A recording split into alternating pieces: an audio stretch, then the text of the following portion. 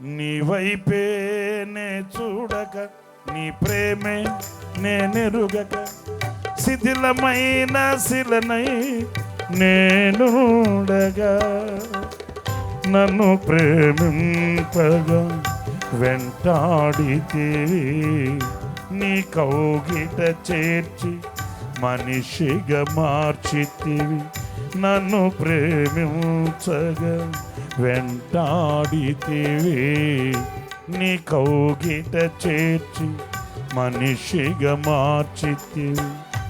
ఎందుకని ఇంత ప్రేమించితివో, ఓహో